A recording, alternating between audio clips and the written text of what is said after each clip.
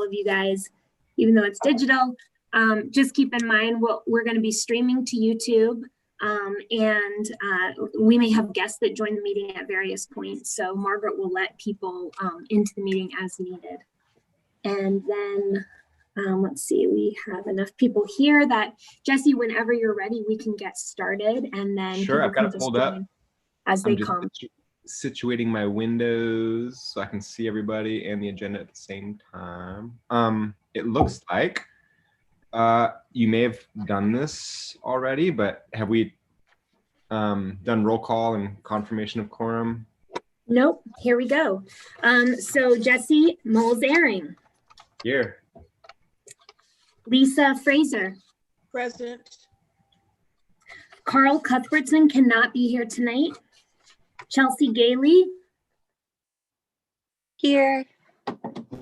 Cole Kenworthy. Here. Andrew Landstrom. I'm here and I will be on video shortly. I'm driving, but I'm here. Thanks. Brianna McCormley. Here. And Rob English. Present. Also here. Jason Pattison doesn't seem to have joined us yet, but maybe he'll be here in a few minutes. We do have a quorum. Awesome. Do we have any changes to our agenda? Any additions? I have none. I have a long list of updates, of course, since we haven't met in a long time, but I'll do that at the end of the meeting. Then do we have an approval of the agenda?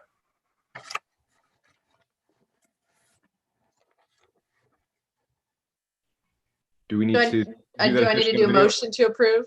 Yeah. I'll do a motion to approve. I second. All those in, so that's it, right? All those in favor? Aye. Aye. Aye.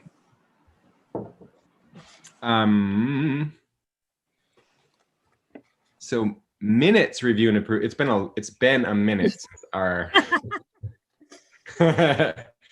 I can pull those up. Gosh, actually, I don't think we have this in here. Do we need to approve our last minutes? It's been so long. We do. So there were minutes that went out in electronically in your email that were from February of last year. Yeah, I was gonna say prior to this meeting. Let's see. Yeah. So hopefully you guys were all able to get and review those minutes.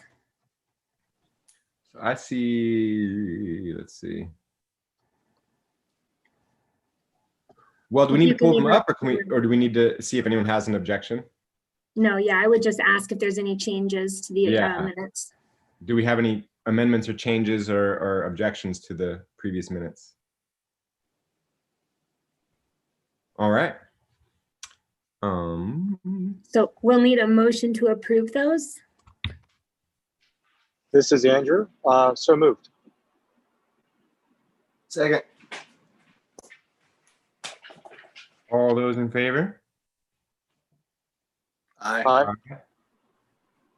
All right. So I think we have, and forgive me, I'm pulling up the agenda again because I'm bounced around here.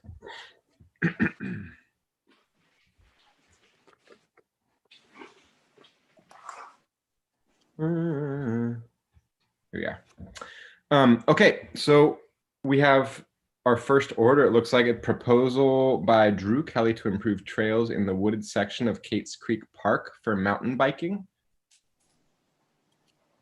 Yep, we have two guests here tonight to talk about this. Drew is here, and this was his idea. He came and talked to Terry Hackett and I. We visited the site with masks on and stood 6-8 feet apart and walked through the woods together to look at what kind of options there might be.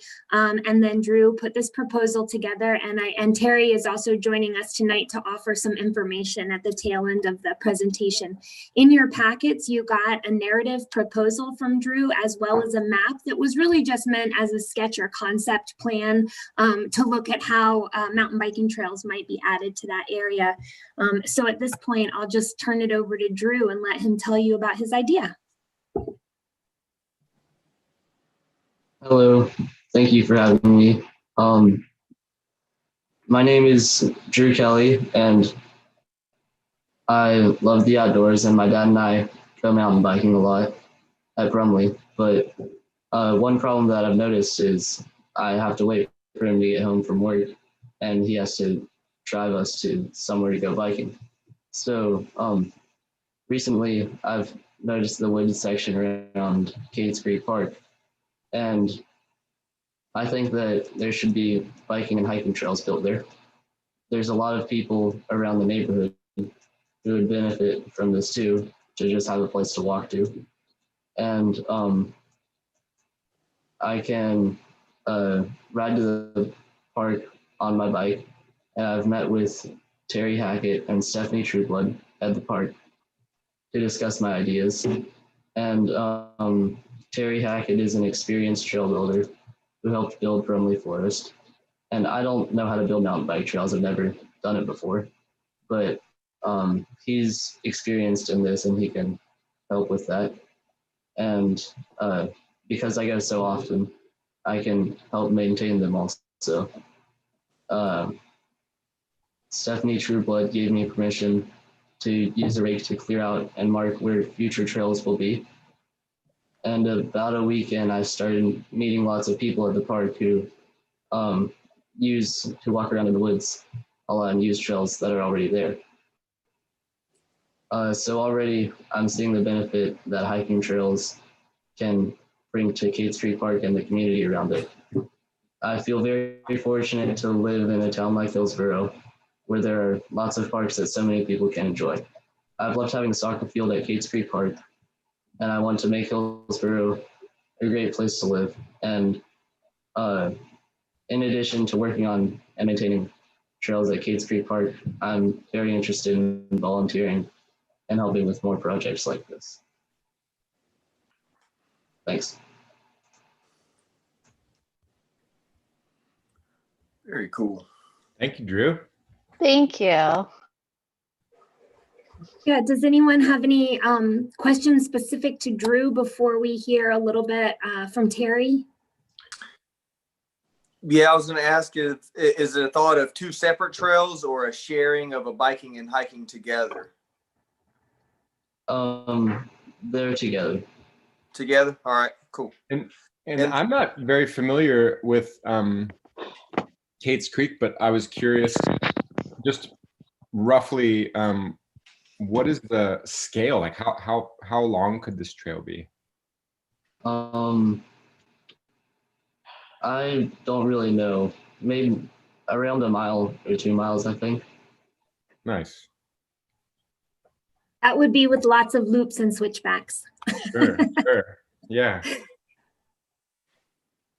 And it looks Hey, like Drew, it's this going is- along kind of where the or greenway or path already exists in place, but obviously in the wooded part. Is that correct? Yeah, if you guys will remember on our Cades Creek Park master plan, there were, a concept plan for trails in the back part of the park, and those have never been formalized, but there are certainly trails present. For those of you who have walked down there before, I think the neighborhood has just discovered that area. And so there's already a few sort of main trails that just kind of cross from one side to the other. What Drew is talking about is kind of letting that main trail remain, but creating a series of turns and switchbacks so that mountain bikers who are practicing agility and I don't know what all the words are, Terry can fill it in, but they like to go over certain types of surfaces, maybe like little hills and holes and curves and turns. And so that would be in a part of the park that is, just currently, it's pretty open wooded area. There's not a lot of underbrush. There's not a lot of, lower vegetation in that park. So it makes it, a little easier than in some of the floodplain areas in Hillsborough, which are of course filled with all kinds of ground covered and invasives. Terry is really kind of a perfect town staff member to answer questions from two perspectives, because not only is he a trail builder and a mountain biker that has worked with a lot of mountain biking groups around Orange County and the Triangle region, but he's also our stormwater coordinator for town. And so the part of Kate's Creek Park that backs up to the wetland, I know that you guys will remember in our master plan that we've talked about trying to just be good stewards of that wetland and to make sure that none of the uses of the park are negatively impacting water quality. And so I think at this point, unless anyone has any other questions for Drew, maybe we could just give Terry a couple minutes of our time to talk about his thoughts of this use on this particular site in relation to the wetland and also in, as a mountain biking area. This is Andrew. I did have one quick question for Drew. So, Drew, I ran. First off, I love your idea, and I ran it by the two experts in our house, my two boys who love the trails, and they were very excited. One question I had is if you're thinking sort of hybrid use, and this may be a question too that Terry could probably help out with too, but if you're thinking kind of walking and hiking and mountain biking, like, what do you think about issues of safety? So if I'm back there walking with my kids and maybe there are mountain bikers around, like, how do you prevent people from kind of getting run over by the bikes and things like that? Well, the trails at Brumley are multi-use also, so hikers can go on different trails, but usually when I'm biking, I would call out to hikers to let them know that I'm coming, so I don't hit them. So.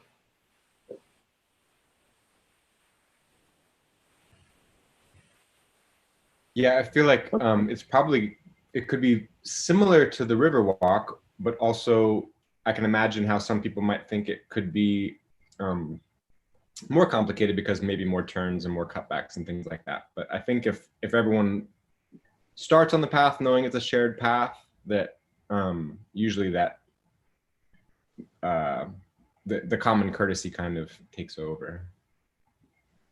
Yeah, and I will jump in real quick here and just say that we're not talking about a very large trail system here. It's not something that's going to attract people from all over the region. Like Brumley is really a community scale mountain biking trail. People come from all over and park and spend the whole morning there. This is really more of like a neighborhood system. I would think that it's also not going to be like attracting hikers from all over the region to come in and hike. You're only talking about probably half of, if you loop everything, up to a half a mile, walk, which isn't very far considering all of the other trail systems we have in this part of the state. And so you're probably not going to see a whole lot of people using it at the same time, but I would think that it would have to be something that we monitored over time and watch to see how much use it got, how much erosion there was, and whether or not there was a conflict between pedestrians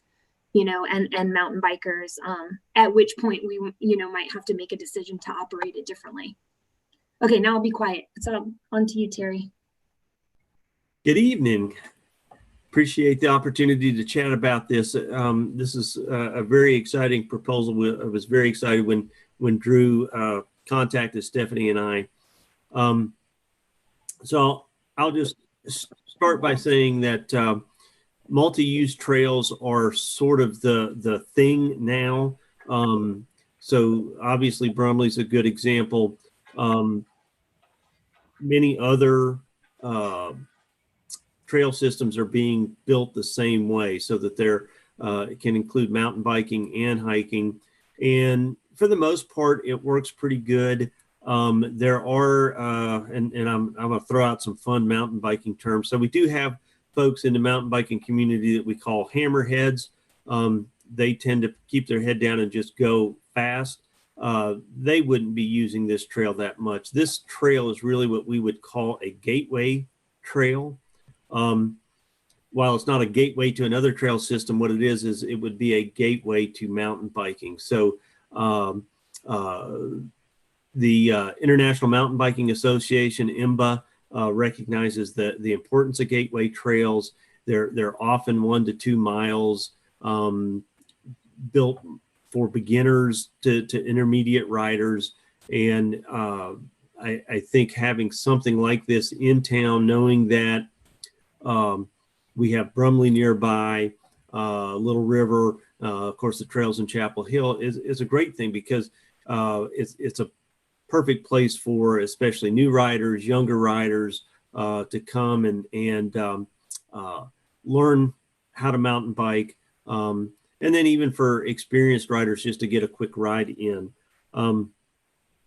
I will say that when we walked out there, when we met with Drew, part of the existing trail that people have kind of put in really gets close to the wetland and creek area. We would want to pull that out.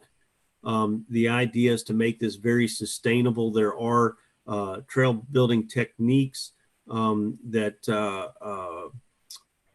make sure that the trail stays or sheds water, doesn't erode.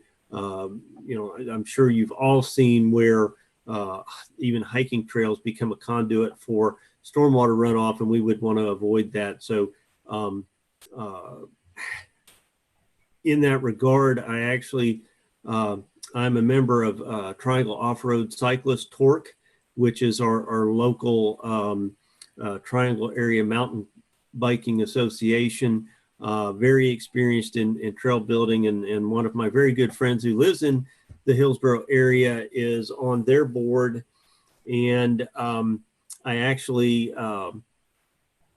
met out there with him just to get an idea to see, because we thought at first it would be great if Torque could provide some assistance in how to build the trail.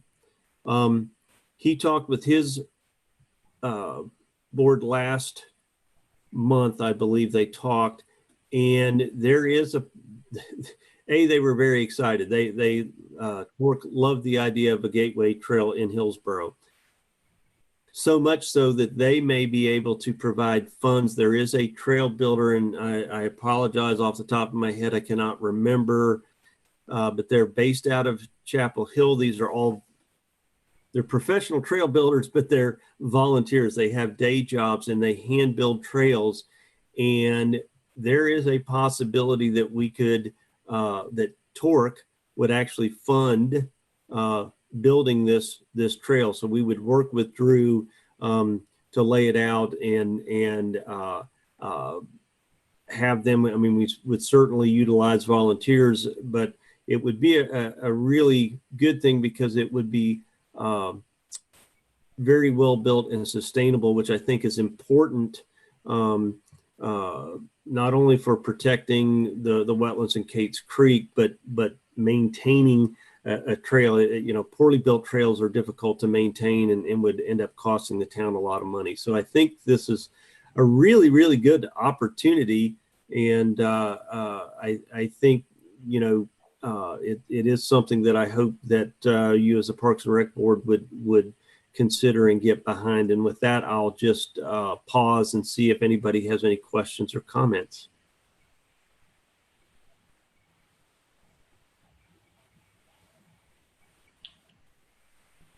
No, sounds amazing. I just wanted to say thank you, Drew, for bringing this project to this board. It is really exciting. I was actually walking through there tonight, just got to get a lay of the land, and I run over there sometimes. I did have a concern in terms of how bikers and pedestrians and just hikers and kids would kind of all coexist in that area. But I'm excited if Terry, if Torque has any, interest in helping do this, that we can do it in a very well done, laid out design way that doesn't impact Cates Creek, but also, provides a safe and lasting trail for multi-users. So that's really was my only kind of concern, is how those things can kind of coexist. But I think it'd be a fantastic addition to Cates Creek Park and the people that use it and neighbors. I was curious, Drew, do you live in Waterstone or near there? Yes, I live in Beckett's Ridge. Excellent. Okay, good. Well, thank you again. Good stuff. Yep. Yeah, this is an incredible idea, and I'm happy to hear that this is more the norm, that they're a multi-use. Our school loves Kate's Creek, and they found the trails and the amazing structures that have been built out there. And during our school day, that has been an amazing discovery. So I'm happy to know that eases my brain and heart, knowing that multi-use is the new in thing, and that can coexist with some form of communication or some heads up, just knowing. But heck, I know my kids love hiking down there, would love to bring some form of bike and wheels at some point. Like, that'd be a great community addition. Thank you for bringing it to our attention and proposing it, Drew. Yep, you're welcome. I agree. I think, and just kind of knowing that area as well. I'm in Beckett's Ridge too, Drew. I think, you know, the way the system is yes, it's very treed, but I do think that it'll be easy to know, like, that there's a biker coming, and I think it'll be pretty clear, like, when we need to move out of the way for each other. So I think that'll kind of resolve itself.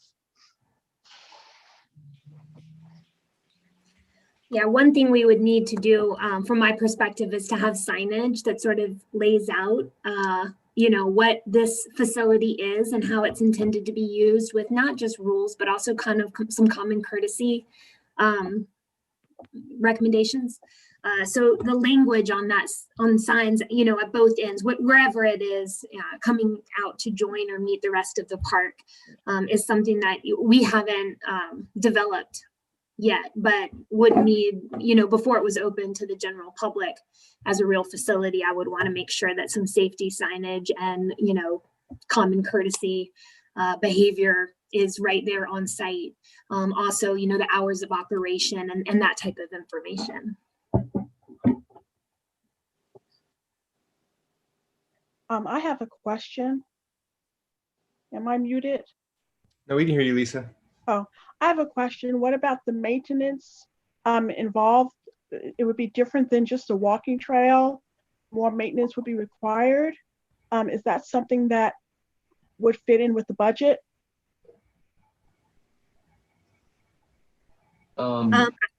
Yeah, I think that we'll have to see how much use it gets. I think from time to time, there's going to be sections that would have to be, you know, raked out, graded out, maybe even a little bit of gravel brought in or some soil. I don't expect it to be a huge expense, but I think we would have to kind of keep our eyes on it.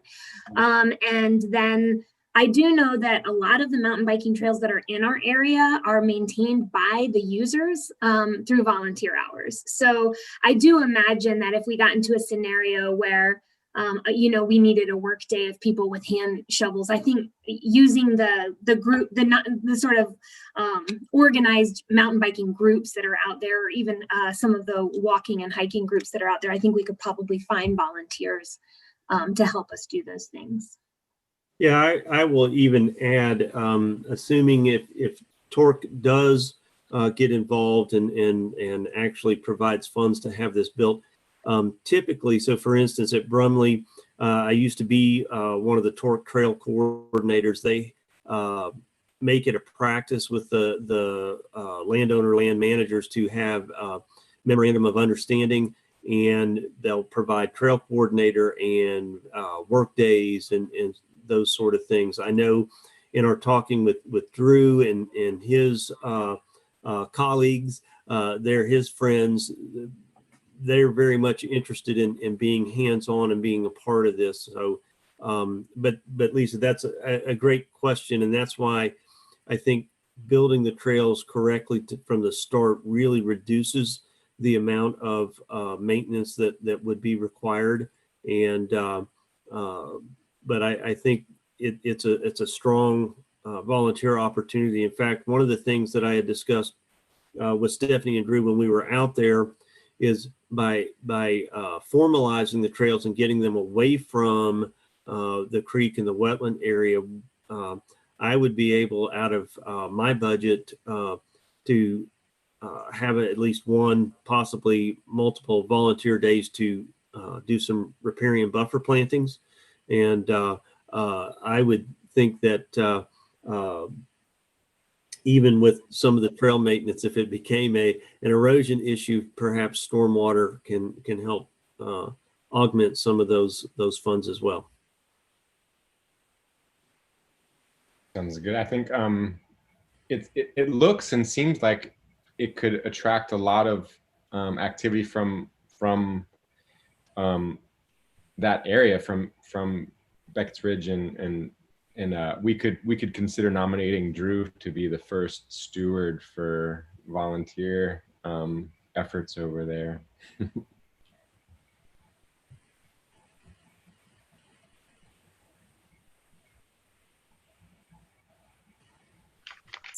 So if there's other questions, please chime in. But I think what we're looking for tonight is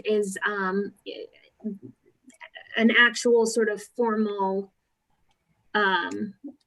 recommendation from the Parks and Rec Board whether or not to move forward. Moving forward doesn't necessarily mean it's 100% done. There's some other hurdles we need to cross and make sure that safety and environmental quality and protections and those memorandums of understanding and maintenance staff will have to work that out with Drew and any other organizations that are involved.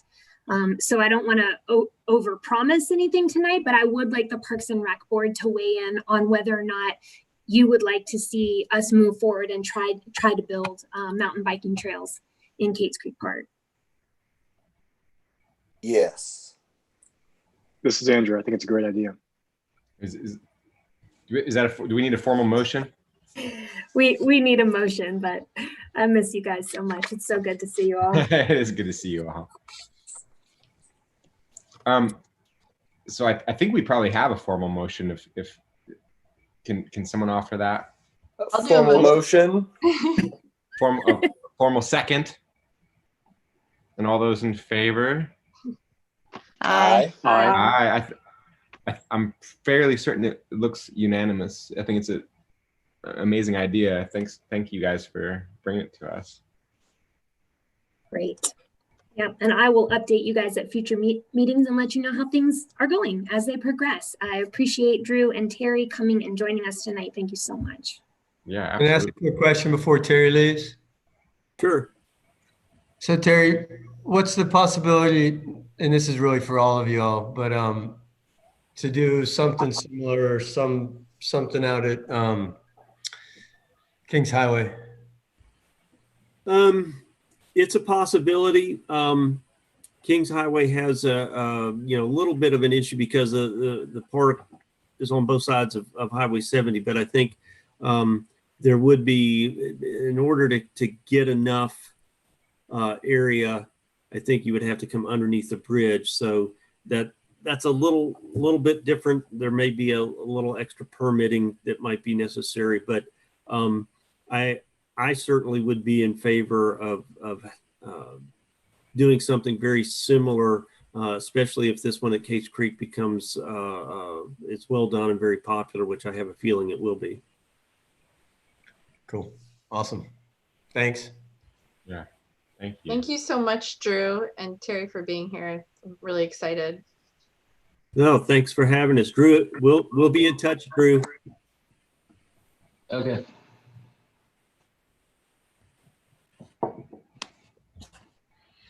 Yeah, thank you guys. You're more than welcome to hang out, but I think if there's no other questions or comments, we can go to the next item on the agenda. Does anyone have anything they'd like to add? No? Looks like election of officers, chair and vice chair.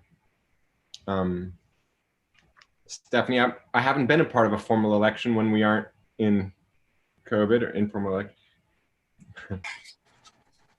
Yeah, how would we normally do this? We just take a nomination and then vote on it. It's really simple and straightforward. These terms of office are for 1 year. And of course, you guys know Noah was our former chair, but his term of office ran up. We normally do elections in October, but we didn't meet. So anyway, we're running a few months behind here, but this will run through October of next year. So it's not a full year before we would vote again. This is sort of interim elections. It's an interim election just because we haven't met since March of last spring. So really, it's just a matter of you guys either talking amongst yourselves and deciding who wants to do it, or making a formal nomination, but they will need to be in the form of motions when it comes to that point of the meeting. Okay. And I'll also say, I'm not sure how much we're going to meet. I don't know that I will need you guys to meet every month. I would like you to reserve this night for times when we have business, but I'm not going to ask you to meet if we don't have business. And a lot of that is also just a matter of staff overload, not just for me, but also for Margaret, who has to host a lot of these meetings. So if months come up in that where we don't have business we need to attend to, we won't necessarily meet, just so you understand. And so I'm so sorry, I should know this, but is Jesse the current chair? Only by default. I think I was the vice chair, and since Noah has left, only by default was I the. Okay. Yeah, he's serving as chair tonight as our current vice chair, but we actually need to hold elections for chair and vice chair tonight. Okay. To catch up. Is there anybody on the board who's interested in serving in a chair or vice chair role at this point? I certainly would, but I'm about to have a baby on Saturday, so Congratulations. Thank you. On Saturday, that's so yeah, soon. it's really soon. And so I just feel like, and I have a 2-year-old, and so my schedule is a little bit unpredictable, but I certainly would line myself up for next October. But I just think I need to get through the infant phase first. But if anybody else is interested, I'd love to hear. Jesse, how you feeling tonight? Feeling pretty comfortable? You're doing a great job. Yeah, you're a really good leader. Jesse's really doing a great job. That's very kind of you. I'm happy to continue serving as vice chair or as chair during the interim if that's acceptable to everyone. I'm comfortable. Yeah. Okay, well maybe we should go ahead and approve that one. We'll knock one out. I can make a motion to approve Jesse as chair. Go ahead. Yes. Okay. Second. Do we need to do all those in favor? Yep. All those in favor? Aye. Aye. Aye. Thank you all. That's awesome. Happy to do it. Do we have a nomination for vice chair? So someone's gonna start picking people here. So maybe some clarity on the vice chair role. Is it really kind of to step in when the chair is not able to run the meeting, and that's the extent of the vice chair role? Yes, that's mostly it. More or less, yeah. That was my experience. Just now. You're really gonna make a 9 months pregnant woman volunteer for this? I have no objection to vice chair if that would be all right with everyone. Yes. That's great. Yeah. That would be great. Lisa for vice chair. Actually, somebody's at my door, so I have to just excuse myself for a moment. Well, we'll nominate you while you're gone. Okay. So I looked down for a second, but was that Cole who made the motion? Okay. Yeah. I believe Cole made the motion. Can I second as the host? Yeah, I'll second the motion. Okay. And then we'll need a vote. All those in favor? Aye. Aye. Flower, candy today. I think that's unanimous also. Bye. Okay. I think we've done it through October, whatever that looks like, whatever that means. Hopefully we get to see each other again. You guys, you won't have to be tasked with running the virtual side of these meetings. Staff will handle that. It's more just facilitating the meeting. So thank you guys both so much for stepping up. I know it's always awkward to do elections on every board, so I appreciate it. Thank you so much. Sure. Look what was just delivered to me. I have a Poinsettia season. Poinsettias. Wow. It's a congratulations in your vice chair role. we send that over real quick. Okay. That's sweet. Well, Lisa, while you were gone, you were confirmed Okay, vice chair. no problem. Thank you, Lisa. Yeah, thank you. I think the next order of business is the Parks and Recreation related reports. It looks like if we go alphabetically here, as far as the bullet points, we've got Board of Commissioners with Rob English first. All right. So I'm just going to mostly review of kind of what we did last night, which is talk about several kind of projects that are going on in Hillsborough right now. Y'all might be aware of them or not, but one of them is a project with East Village at Meadowlands, which is an area, correct me if I'm wrong, Stephanie, but about 12 acres on 70, just north of the Sportsplex. And Summit and is hoping to partner with Habitat with Humanity to bring in affordable living townhome plan. And Lisa would know a whole lot more about this too. Oh, wow. So there were several things that we approved last night, which is the water sewer extension to that area, adopt an ordinance to annex the property into the town limits, consistency finding and ordinance zoning for the proposed special use permit. And then there's one more. What am I missing, Lisa or Stephanie?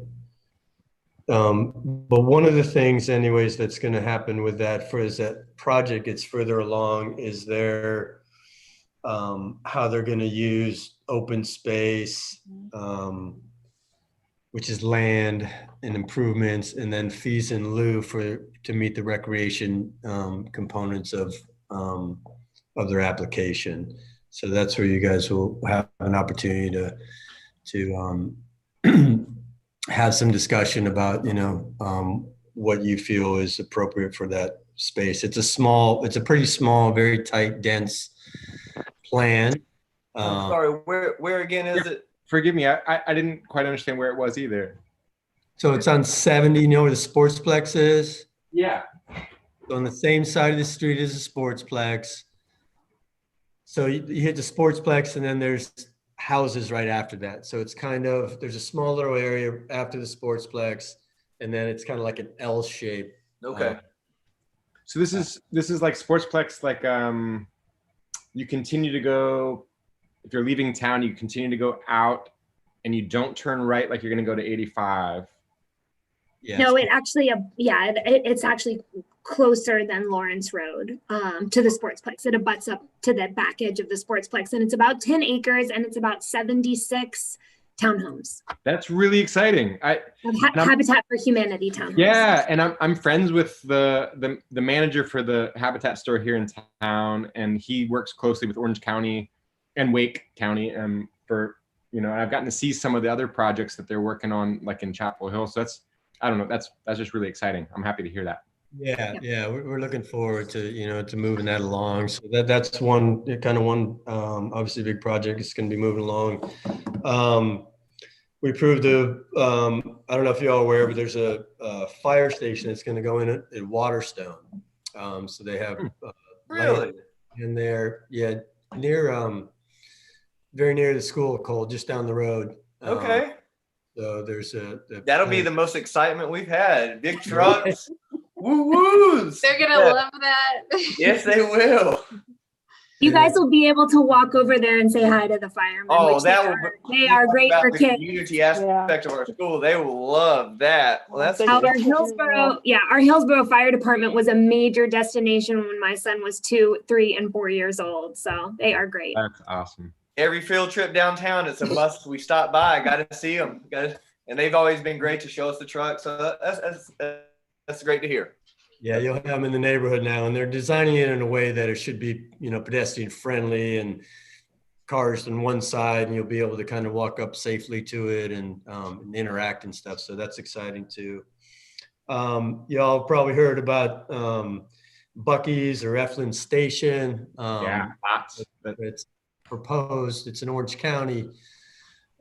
It's in Orange County's jurisdiction. The town board decided last night to send a letter to the Orange County Board of Commissioners, just expressing some concerns that we had that really relate to possible, traffic and traffic patterns and how that'll impact traffic, mostly downtown, but also on Ben Jonson Road and that whole area kind of west and north of town.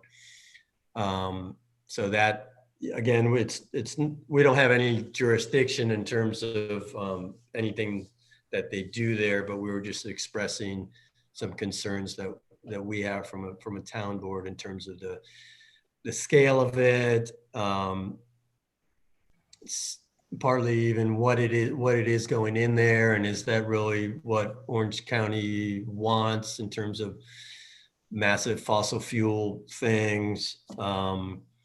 So that's one, and obviously that'll be coming more and more. There'll be more and more discussions. I think the Board of County Commissioners they're doing something, I think, tonight about it. They're not acting on anything, but but it is on their agenda for discussion. And then I'm sorry, go ahead. I'm sorry, I said one quick question, if it's okay.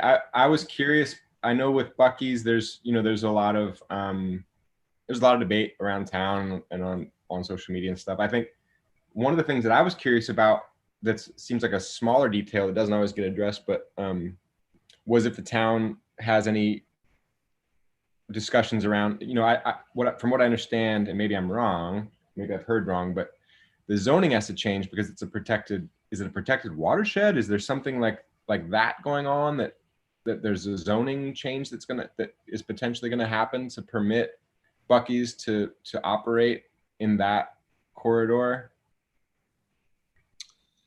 It's actually an Orange County jurisdiction, not town of Hillsborough jurisdiction. Not town of Hillsborough. I know, but Yeah.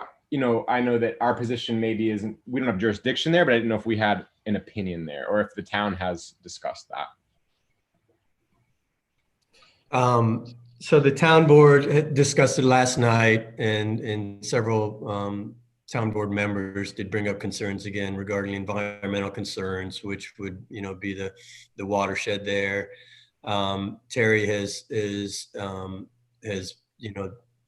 reviewed all the plans for stormwater stuff, and feels confident that that with new building techniques and safety stuff, that it would not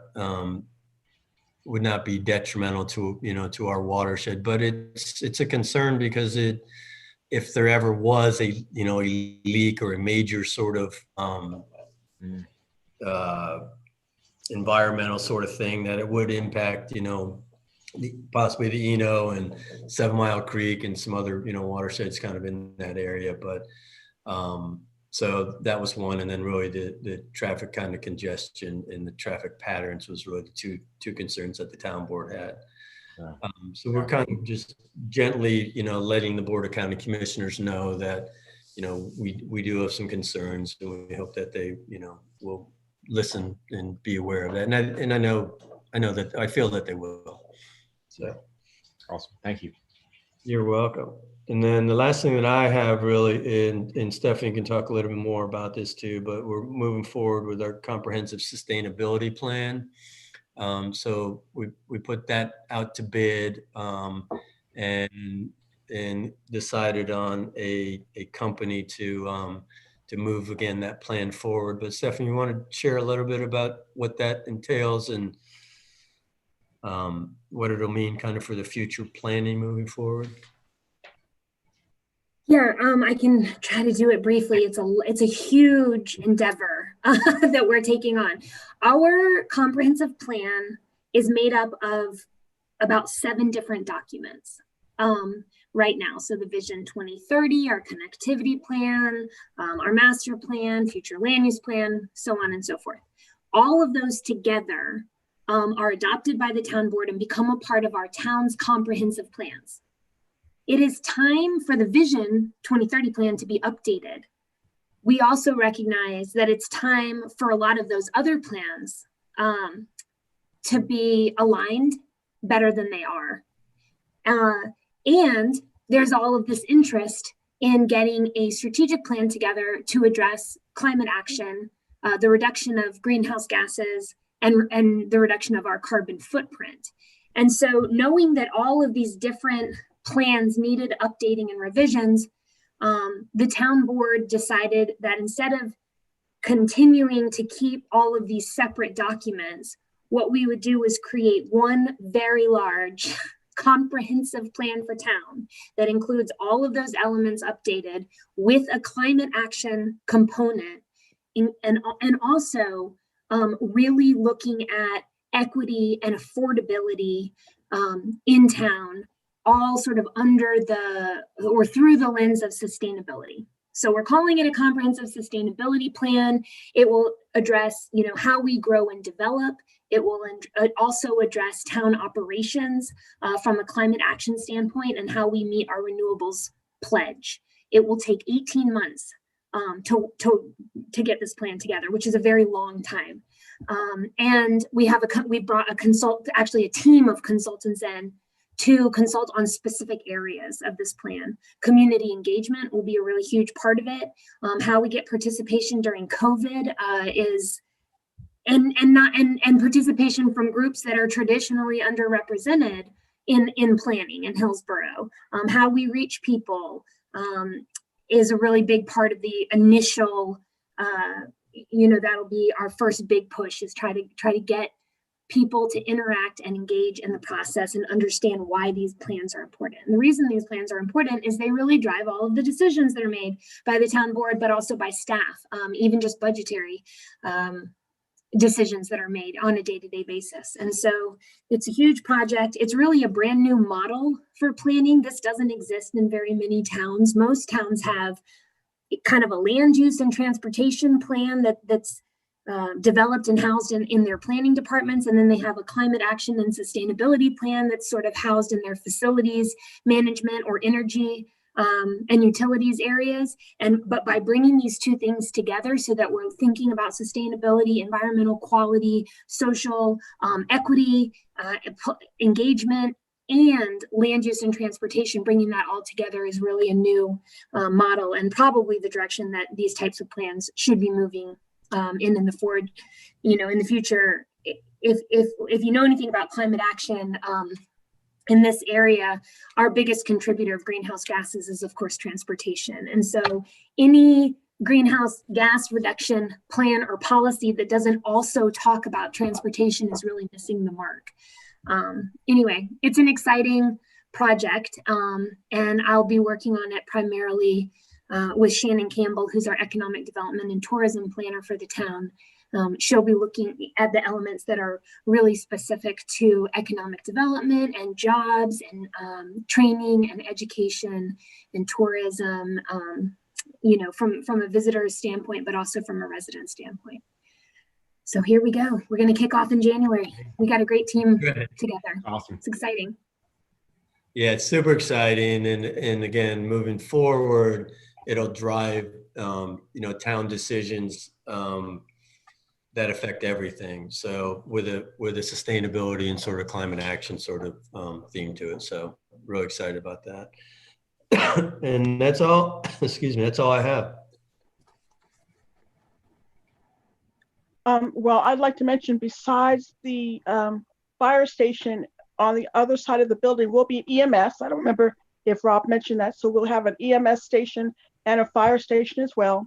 And as we get further into the plans with the townhome complex, we'll learn more about the open space and the design for that, or the in lieu of fee. So that'll be forthcoming.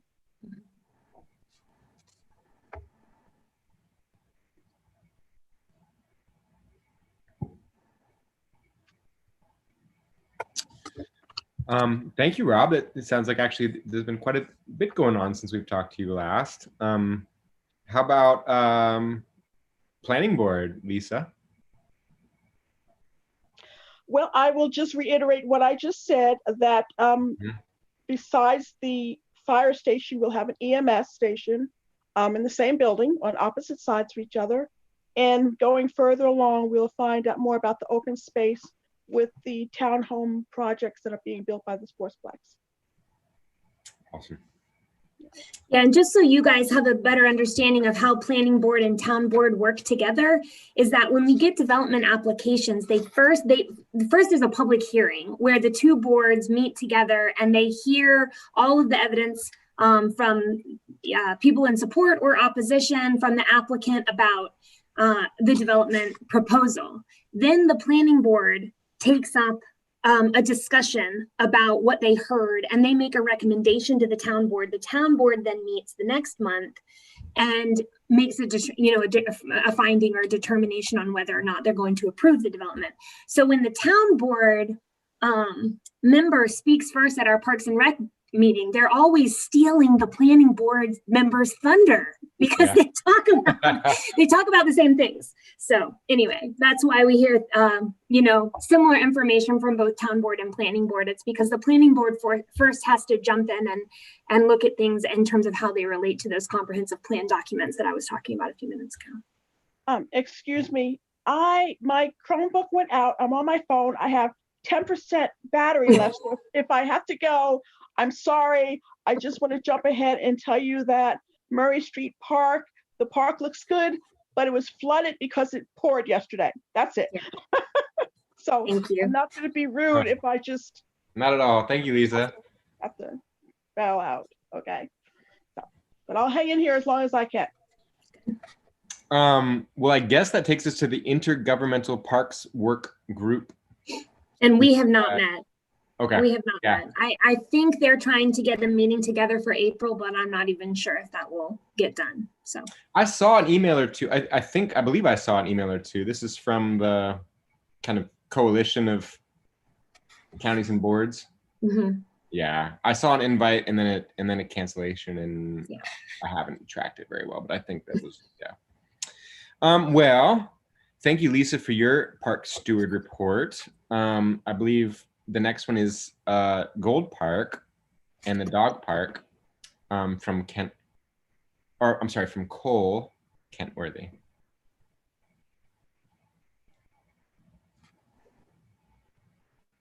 Cole, you still with us? Yeah, it was looking great. The new mulch looks nice and clean. Am I a little breaking up? I'm back. No, you're with us now. I think you might have skipped a beat, but I think you're with us. Yeah, Gold Park was looking good. I was just saying that the dog park was looking great. Had fresh mulch as of Sunday. I don't know what this new rain might have done to it, but we'll see soon. The board that I emailed Stephanie about, I don't know, a couple weeks ago, was all fixed. Still getting good use. Nice. Kate's Creek Park, Andrew. Yeah, so as Stephanie knows, unfortunately, that's some vandalism a couple weeks back. Oh man, I saw that. That's so crazy. Yeah, we were so happy when the little library went in, and our kids loved it, and then people had other ideas. Other than that, I think the park's looking good. Was there any word on what or who, or does it matter? Or I don't know. Stephanie, do you have any thoughts? I haven't heard anything. I mean, of course, there was some vandalism, I think, to the bathrooms as well, right? Yeah, we filed a police report. The little library was torn apart, which was the worst part of it because it had just gone in and it was hand built and so beautiful. It is salvageable. And so we're going to rebuild the door. The actual box wasn't broken, but the door needs to be rebuilt, and then we'll reinstall it. And the bathroom baby changing stations were torn apart and the toilet paper containers, kicked off the walls. But those are things that are much easier to fix than the little library.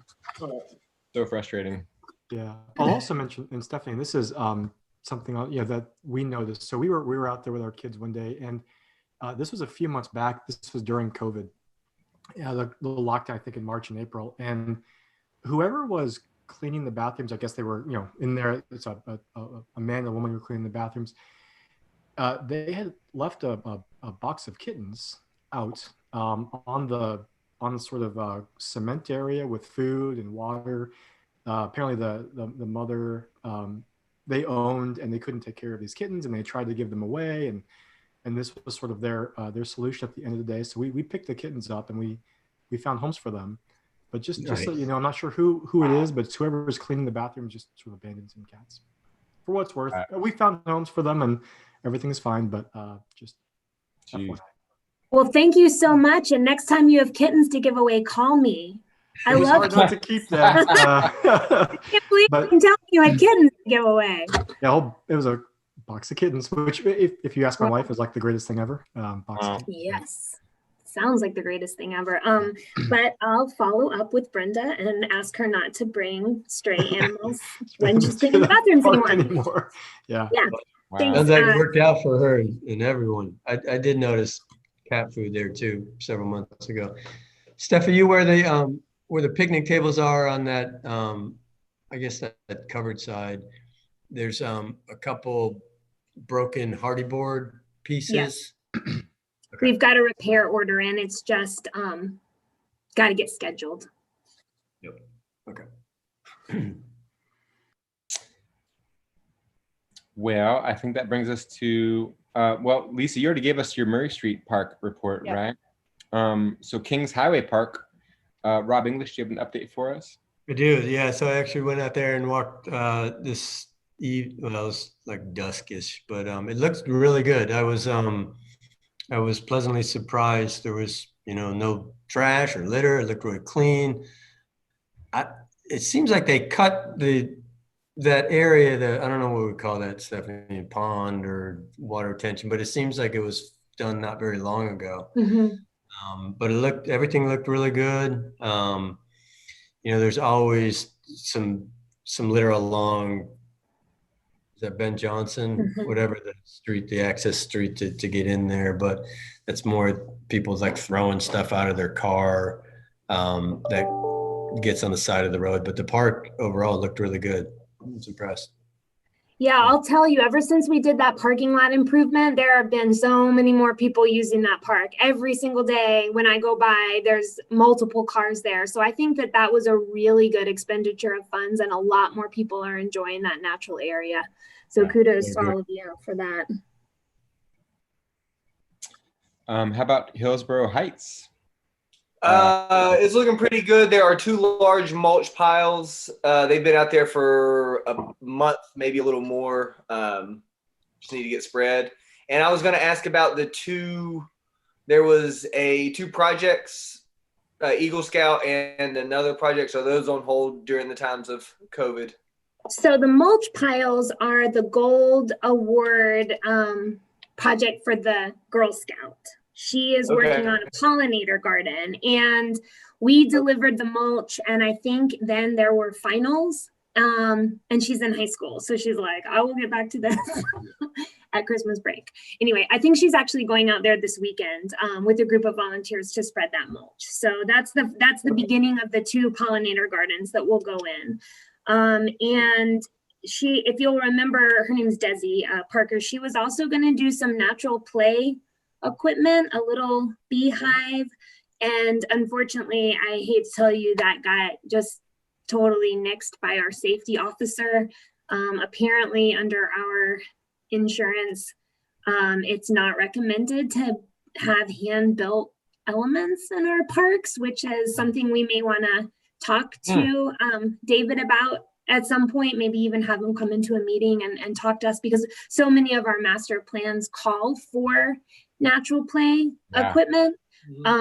But we weren't, at this point, we weren't able to move forward with that. So Desi is going to be focusing on some of the other like little blocks that are, not something you play on, but you play with. And of course, the pollinator gardens and the little meditation area in the back. She'll be focusing on those other parts of the park. But she is moving forward as she has time. You guys will remember she had like 2 years to complete this project. So it'll be a little bit at a time. And Rob, when you mentioned litter, that made me think about to Gold Park. I did see, I don't know if I need to report this, but I saw like outside of one of the trash cans, there were 2 big trash bags set on the outside, as well as like an off-roading tire of sorts. Don't know if that's something I need to report, but that was just sitting on the outside of a trash can Sunday. And that's at Gold Park? That was at Gold Park, yeah. Yeah, they pick that trash up Monday morning, so I bet it's gone now, but I'll go back and check and make sure. Okay. I guess that brings us to the Riverwalk. I haven't noticed much. I've been on there a few times a week. I think this isn't a report of something wrong as much as just like an acknowledgement that there's like some repairs going on the bridge between like Weaver Street's parking deck and where the Stick Castle used to be, I guess, like wood patches and things like that. Looks like there's just some repair going on. Nothing unusual, just looks like wood glue and they're going to stain it or something.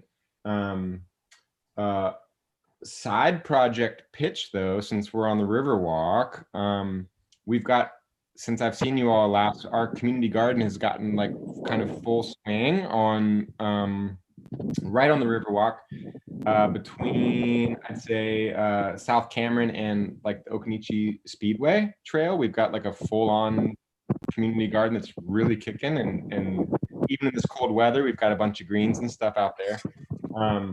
And on the other end of the Riverwalk, we've been in communication for a long time with Paz at the tavern about that parking lot, which may or may not go through because the complications with the railroad. But now I'm actually meeting tomorrow with the folks at Red Eye about a floodplain over there, and we've got insurance quotes coming to help us do some of this stuff more easily. And I would encourage you guys all to check it out. We've got hillsboroughUrbangardens.org. We've had a lot of great support, a lot of, it's been a fun activity during COVID, where we've kind of opened hours up to let people do things as comfortably and as isolated or not as they like outdoors. We had a really successful summer. I think August, we donated 450 pounds of produce to the local food bank. And that was after everyone took home all the stuff they wanted. All right. So we've been having a lot of fun. We've kind of been promoting it, but also kind of keeping it quiet. It's a very strange time, we all know. So we're not sure how to play this whole COVID thing, how to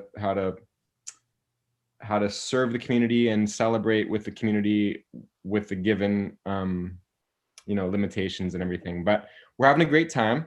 You all should check it out, hillsboroughUrbangardens.org. And hopefully we'll be at both ends of the Riverwalk. One in West Hillsborough at the tavern, or behind the tavern, behind the townhomes there, in the floodplain of Red Eye, and then the other end will be over near, kind of heading toward the bridge that crosses over to VA So that's the fence. Check it out. That's y'all's fenced-in garden over there. That's not on the. Yeah. All right, I've seen that going up for the last couple of years, or it feels like. Well, it's been since early spring, but for if you're interested, the model we're using is kind of, I like to think it's kind of radical. We're not charging for membership, we're not charging for food, we're not requiring anyone to work a certain amount of hours. We're just growing food together and enjoying it. And so far, it's working really well. It's kind of a social experiment and a kind of a nice distraction from everything going on, but it's so far we've had a lot of support and it's gone really well. That's great. Super grateful. So that's a little Riverwalk update. I just add a and quick, the acronym is great too. Hillsborough Urban Garden Hug. Is so hug. whoever thought of that, I love it. Yeah. Fantastic. Nice branding. Yeah, we've got a lot of great support. I think Catherine Whalen's going to perform for us in the spring. We've got, I don't want to say too much and promise too much and not deliver, but we've got a lot of things in the works. We should be having some fun. Yes, check it out. And then the last update is the Turnip Patch Park. So real fast, a quick thing that I noticed with Riverwalk, if I can. Yeah. So we were walking last weekend, and we noticed right in that covered walkway, right as it goes under the train track. Yeah. There was some graffiti, just handwritten graffiti with like an expletive that was on the right handrail. And our policy is not to remove graffiti unless it's profanity. It's a profane. Yeah, Is it? it's Okay, profane. we'll go get it. Thank Probably you. remove it. Yeah, if The you kids ever are like, see anything "Hey." like that, if you guys Yeah. ever see anything like that, just text me or email me right away and we'll go Sounds take care good. of it. Yeah, So it's thank you. profane. So. All right.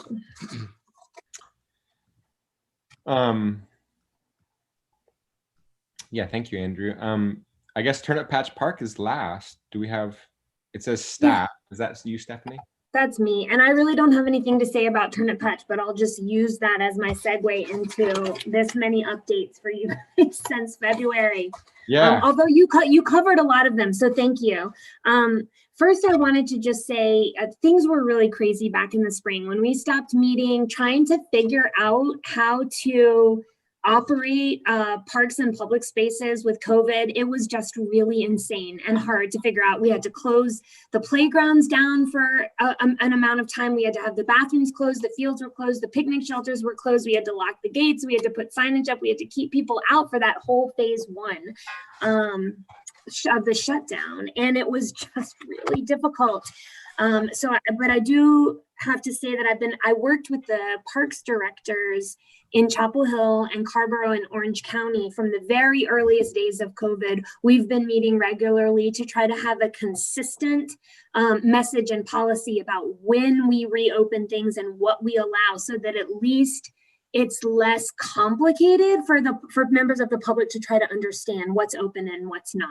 And that has, we've developed these really great relationships. All of the directors are meeting regularly, and we've been putting out these memos and letting, our elected officials and managers know what our recommendations are for how to safely operate parks. Some of the things that we did change in Hillsborough, we installed hand sanitizer stations at all of the public parks. All of the restrooms are being cleaned and sanitized once a day now. It used to be twice a week, but now it's every day. The indoor spaces are cleaned and sanitized.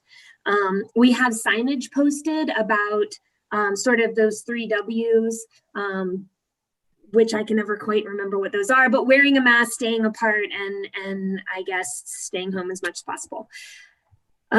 We are allowing folks to use the picnic shelters again, in accordance with the governor's recommendation for, the size of groups. So that's posted on the website. I'll say that there are lots of times where we've had bigger groups meeting than we allowed at different points. It was 10 or 25 people, up to 50. We did keep the fields closed ever since March. The fields have been closed to any type of group play or sport or activity, just because it's so impossible to control crowd sizes when you have with games, any type of tournament play or games. And that was something that was a little different than in Chapel Hill. Chapel Hill operates a lot more fields than we do, and they have a lot more users than we do. So there were points at which those fields have opened back up. But in Hillsborough, by the time we got to October, when we normally close the field down because the grass is dormant, we've just kept them closed. That signage is posted. It has been a wild ride. I've also been using the sidewalks and greenway trail at the parks to try to communicate messages to people with chalk. So every time it rains, the next day I go out and just write on the trails, please step aside, 6 feet for safety, wear a mask, cover up when you can't maintain the 6-foot distancing. And I think that message has actually gotten to a lot of people because in Hillsborough anyway, I feel like people are very respectful and tend to give, space around others if they're not wearing a mask or are indeed wearing a mask when they're out and about. So that's helpful to see. We'll continue to meet with the other parks directors. As these winter surges are happening, there may be times where we have to, taper back what we're allowing right now from a public safety standpoint, following health department and state recommendations. We went through a whole lot of repairs over the last 6 months. Calvin Street Boardwalk, the Riverwalk repairs, as you guys mentioned. Gold Park had some electrical issues in the bathroom. Those have been repaired.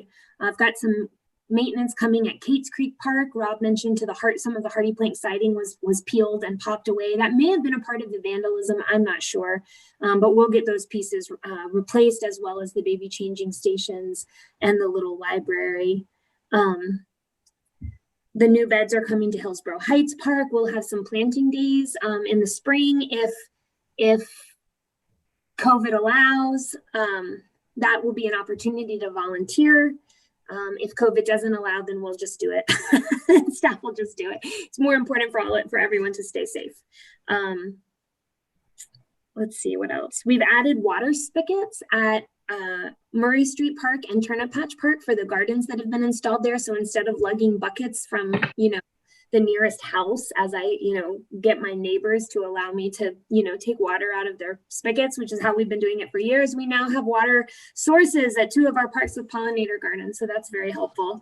I'm going to continue that by installing a water spigot at Gold Park, where the pollinator garden is, and then eventually Hillsborough Heights Park as well. I don't know if you guys have been behind Bellevue Mill recently, but there's a new trail that was a part of the development application that connects West Hillsborough to the Bellevue Mill and also connects up to West King Street. That was a part of our connectivity plan. It was a requirement on the developer to put that trail in, and it is now in place, so you can make that connection. The connection that's not in place yet is the bridge, which goes over the small creek back there, and that's something actually that the town is funding.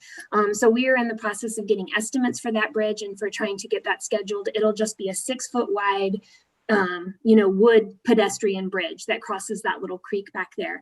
But that's a really strategic connection for residents in West Hillsborough and on West King Street. It's a really beautiful area. If you haven't walked it yet, I suggest going back and checking it out. Another project that's in process is the biodock in Kings Highway Park.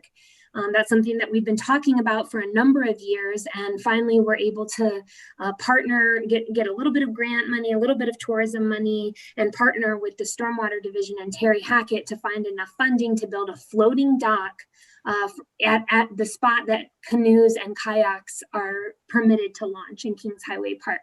So you guys can look forward to seeing that dock coming in probably late winter, early spring. We're in the process of getting the engineering done and getting permits ready to build that. So that's very exciting.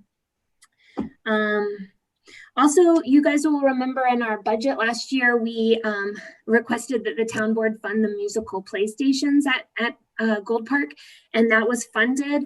We've actually had a resident come forward and offer to do the concrete work. He happens to be an owner in a concrete company that does all kinds of hardscaping, landscaping with concrete. And so that was actually a huge expense of the project, was getting that concrete done. So this has made it so much easier on all of us, and we really owe Jay Wilkes a big round of applause, because his company Lux Concrete will be doing the concrete pad in Gold Park later this winter when the weather allows. And then of course we can order the 4 musical play stations that we have funded in our budget to go in. So those are handicap accessible musical play stations, and I think they're really going to add a whole new element of play and fun at Gold Park.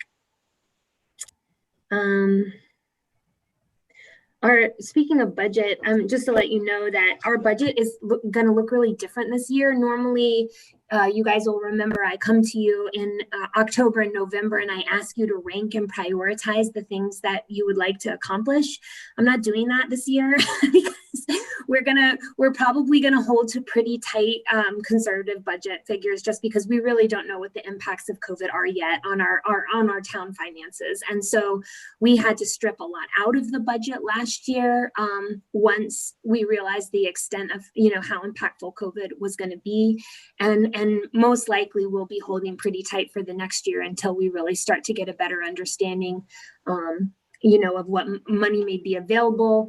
I am hopeful that we'll start to see some stimulus packages coming for infrastructure in the next year, and that could potentially be really helpful for some of our bike and ped recommendations and connectivity recommendations, sidewalk recommendations. But I will certainly keep you guys in the loop about any opportunities that come up for us to use stimulus funds to also accomplish either sustainability initiatives or recreation initiatives, connectivity. Our budget is starting a lot later. We usually start in October. This year we're pushing it to January. So I don't even know what our budget process is exactly going to look like this year. There may be a time where I have to call a Parks and Rec meeting to get you guys to weigh in on your recommendations for priorities, but it'll happen later than it usually does. And then the last thing I wanted to mention to you is that the solstice is coming up this weekend. And normally we have the Lantern Walk on Riverwalk, which is one of my favorite events in Hillsborough. That is not happening this year due to COVID, but the Arts Council is putting on a luminary tour, and people can register their homes online at the Arts Council. And there's a map that shows where all of the houses that are participating in the luminary tour are going to be, and there'll also be a couple of key destinations downtown. One of the things that I'm working on is a giant spiral of light at the visitor center, which will be a spiral of light is something that we do at my kids' school every year. It's made of greenery and has tea lights and candles in it, and it's like a candlelight labyrinth that people can walk individually, which is COVID appropriate, and also just a real kind of magical place. So I hope you get a chance to check that out and have a wonderful solstice. And those are all my updates, but I'm happy to answer any questions you guys have.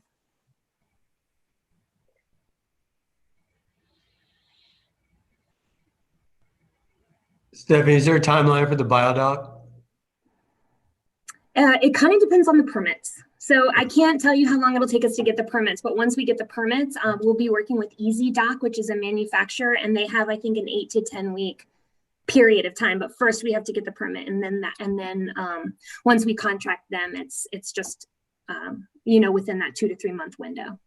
And then will there be any educational sort of stuff with stormwater regarding that kind of area and stuff?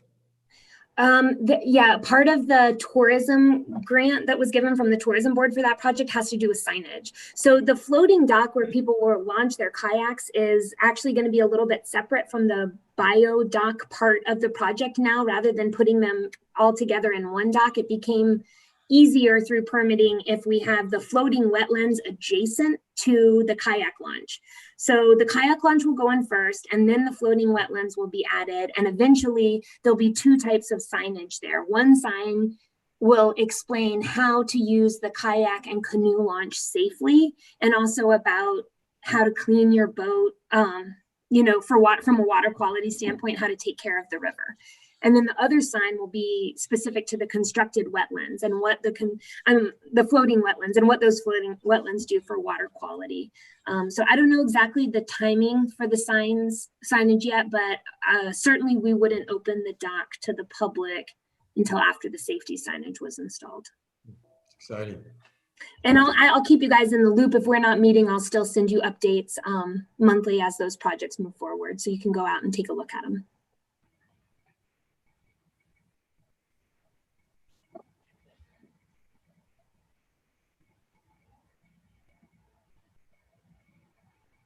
Great work, Stephanie. I think, this is obviously for everyone. It's been a weird time, but just appreciate everything that you've done throughout COVID and keeping the public informed. And I think you've done a really wonderful job in a really weird year.